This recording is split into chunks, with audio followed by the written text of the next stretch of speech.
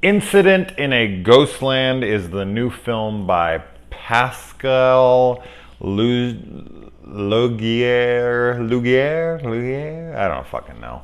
Now, most famously, he wrote and directed the movie Martyrs, which, if you haven't seen this movie and you don't have a weak stomach, I would highly recommend checking this out. This is part of the French extreme film genre of they had a ton of these kinds of movies like Hot Tension or High Tension as we would know it, and Frontiers and Inside, and there's a whole little movement there, but Martyrs might be the most well recognized and most liked of these films, but these are not for the faint of heart. These are some brutal fucking shit, so don't be a wimp and try to watch this thing. It's excellent. Now, this film is nothing like this, although there are some similarities that I could point out for sure. But besides that, this one is nowhere near as brutal as that movie. Now, I'm definitely going to be talking spoilers here in a minute, but before I do, I just want to kind of give an overall assessment of the film. I think overall I liked it. Probably my biggest problem with the film is just jump scare after jump scare after jump scare, and so many of them are unwarranted and unnecessary. And it frustrates me that somebody as talented as the guy who directed Martyrs has fallen into using cheap, gimmicky tactics for his films. That's a shame to me, because I know he's better than this. He also did a movie called The Tall Man with Jessica Biel, and I know a lot of people didn't care for that movie. It's mostly disliked, but I actually really enjoyed that movie for what it was when I watched that. He also did a movie called like House of Voices, isn't that what it's called? I never did see that movie. But I think he only has 4 films, this and then the 3 aforementioned films there. So I'm familiar with 3 of his films, this being one of them, and Martyrs being his first breakout. And I don't know, like, even though I like The Tall Man, I did enjoy it. I think this might be showing that The Martyrs could have been his peak. It could have been just one of those kind of accident films where the guy doesn't really live up to the potential that he set with his previous work. And that might just be because he, because of how much praise this got, the expectations on him are too high, and he just gets in his head about it and can't meet them and is trying so hard. I don't know. But I don't like to compare people's work so much, but every time I see this guy's name attached, whether it gets made or not, I get excited because of what he was able to pull off with that film. But I don't want to talk too much about Martyrs. There's a lot of good things going on in this movie. But the jump scares for me are too abundant and honestly unforgivable from a talented director like this, or at least a seemingly talented director, because he made Martyrs, and no matter what, he'll always have that. So I can't ever take that away from him. All right, so let's get into the film itself. Now, this is about a family, a mother and her 2 daughters, and they're going out to this house. And when they get there, they have a home invasion, and the mom fights back, and she, I don't want to say what happens there. That's spoiler territory. I'm not going to get too much into spoiler territory, but we flash forward to this girl's life after the home invasion incident, and her sister gives her this call on the phone, freaking out, telling her she needs to return home. The main girl here, played by Sophia Falcone, is how I know her from Gotham. I know the actress's real name, but it's escaping my memory at the moment. It doesn't really matter. Sophia Falcone will suffice for now because Gotham's awesome. I know a lot of people watch season 1 of Gotham and they think that show's terrible, but I'm telling you, season 2 and up is exponentially better than season 1. So please give it another chance if you haven't, if you're a big Batman fan. Anyways, so she's become a famous writer now. She is obsessed with H.P. Lovecraft. That is like her idol. This film starts with a little a quote from the character saying that H.P. Lovecraft is like the greatest horror writer of all time by far, or whatever. So I think that's obviously a nod to Lovecraft from Pascal himself. But she's become this famous writer, and Incident in a Ghostland is the name of her current book that she wrote, detailing these accounts. And it's a #1 bestseller 2 weeks in. And then she returns home to see to her sister and her mom, and her sister is just mentally gone. So she's trying to help out, and as she's there, things start to unwind and reality is come into question. So anyways, so that's the premise. Now I'm going to talk about the film itself. So spoilers from here on out. So now I really hope that I've talked about this in a lot of reviews lately for some reason, but there's certain films that are absolutely opened up for interpretation. They're just left open for interpretation of what side is what. And this one to me is not.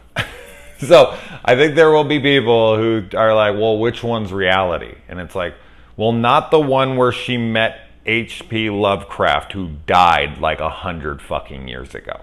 Okay, so if you need any proof of why the Sophia Falcone storyline narrative of this movie is not real when you meet somebody who's been dead, although I'm sure they'll probably argue, well, maybe she was just in her head in that moment, and the events of the book were, unfolding, and she was still a little mentally off, and she was just sitting on the no, okay, no, stop. That is how she dealt with what was happening to her. You know what this movie kind of reminds me of a little bit in that way? Is a movie that I feel is vastly underappreciated. And that is Zack Snyder's Sucker Punch. Yes, I think Zack Snyder's Sucker Punch is fantastic. I know I got like a lot of shit for being like sexist or some bullshit. That movie is so empowering for women. I don't know what the fuck people are talking about. But anyways, Baby, that's her name in the movie, right? Character. It's been a while since I've watched it, but I want to rewatch it. It's a great movie. She goes into her head during these dance sequences, and she makes up a world in her head to live in. Yes, there's other movies like it, but I just wanted to give a nod to Sucker Punch because I just don't think it gets enough attention. Anyway, but yeah, this she goes into her head and she creates this fictional reality where her mother lived, because that was just it. Like when the movie started and the mother gets attacked, the mother's fucking badass. She beats the shit out of this woman. She kills her, and then she comes upstairs and she kills the big honking fucking asshole and just brutalizes him. And I was like, yes, now this is the way to start a movie, okay? Having a character like this beat the fuck out of people and stab them to death. And I was really bummed out to find out that the mom actually got her throat slit and didn't do any of that, and she just kind of filled in the blanks. Now, this of course calls into question why in her fantasy scenario, why in her, she's control of this, right? I mean, I guess she's not exactly, but it is a fantasy. She's a writer, so she goes into her head and she makes this world. Her mom is still alive, so we get that, but her sister is kind of like, like she's out, she's gone. Mentally, she is basically like a vegetable. She can't function in society. They have to lock her in the basement in a padded cell, which is where her sister and her actually are. So she's almost like she's projecting her sister into this scenario as she physically sees her, and then mentally she makes her insane so that she won't believe her lies. And this is further protected by making her mom tell her to not buy into her sister's lies. So she's got safeguards around, and she takes her sister and she builds she builds her in this way that she's untrustworthy, that nothing that she says can be taken seriously, because she doesn't want to be pulled out of this fantasy. Much like Shutter Island, which is another fantastic film that no one ever talked about because it was marketed wrong. It was marketed as a horror film. It is not a horror film. And no one went and saw it because the majority of people that it would have appealed to didn't go see it, because we have very sensitive people today that don't want to go see horror movies. But they missed out because that movie's fucking excellent. There's another movie that I don't think has an interpretation ending. I think it's straightforward, but I've argued with people enough about that.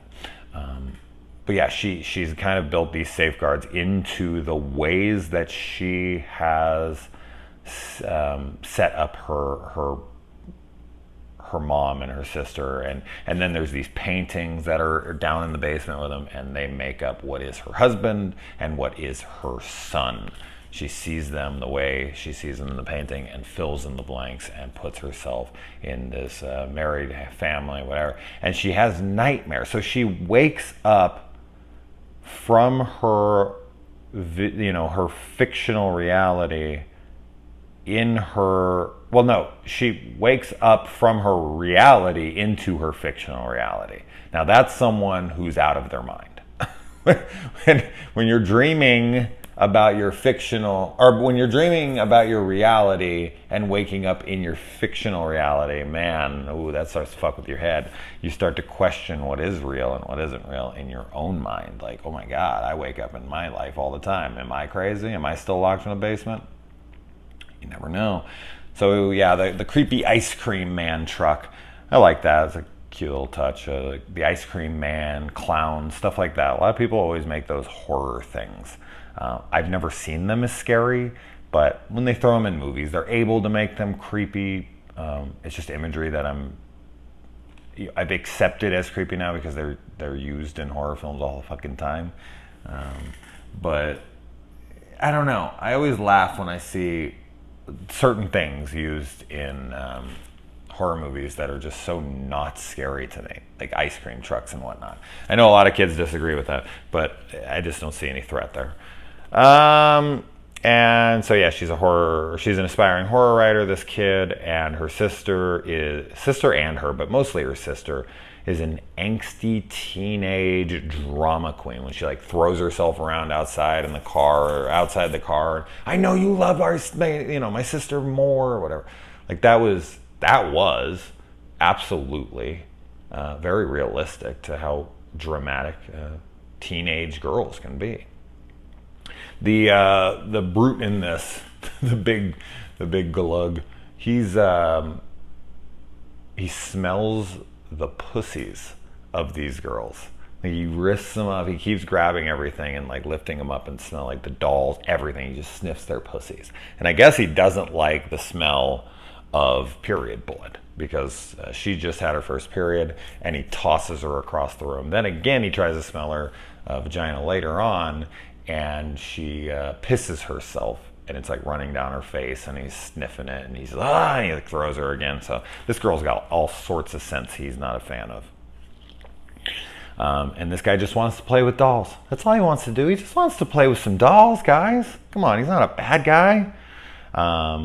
In her fantasy, when her mom's being a badass, I was just like screaming, "Help your fucking mom!" This chick's fighting this girl who's coming after her, and it's just like, this girl's so, oh no, she's so scared. And I'm like, get up and do something. Jesus Christ, at least get out of there. But damn, fuck, man. man. Lots of things I wrote down here don't end up being true because we realize that this is all a fantasy. So I'm kind of trying to get past some of these in my notes. I had written down here, and a point I was going to make, but ended up not being true, is like the mom and her mentally survive this, but the sister does not. And the mom and the daughter, the main one, they're both horror fans. And I was trying to make a joke about how, see, horror fans are stronger. They can survive this kind of shit. Like somebody who isn't as soft. Like they would go through something like this and they would be able to come out and get over it. And then other people, so horror is a good way to prep your mind for awful things. Hopefully it never happens. Although, as I said, it becomes kind of moot because none of this is real.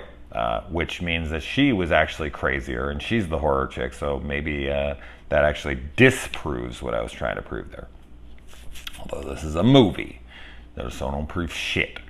Love that little creepy doll in the mirror. It's like a Chinese puzzle box mirror. It presses the button, it jumps out. It's like a Halloween prank forever, just right in the house. And so yeah, the sister is there to pull her back to reality. Her sister keeps trying to get through to her. She can't get through to her, and then she finally does, which pulls her back, which is kind of that thing. It's like, if she's in a fantasy world where she's married and she has a kid and she's happy and all this, let her fucking be. But at the same time, she does get her out of it, and they ended up getting out of the scenario because she was able to mentally pull her back. So I guess she needed to. But a lot of the times when people are crazy, but they're happy crazy, it's like, if they're not hurting anybody, just let them be crazy. It's all right. Who cares? Who are you to say what's reality and what isn't? And so let's see. Yeah, that guy also, when he's playing with his dolls, he doesn't like it because he hears them as like making fun of him and ripping on him and telling him what a fatty he is and all this shit. So he fights back against them. So they fight their way out of the house. The cops come, and then the mom comes out and shoots the cops, brings them back. And then they're back in the house, and the main chick here, Beth, right?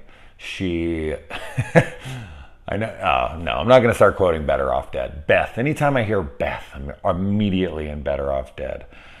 I was wondering if I could take Beth out sometime. But yeah, so Beth fucking loses it. She comes out, she's had it, she's in the back of the truck, she's had it, her brain is shut off. She's dead, and she's just freaks out.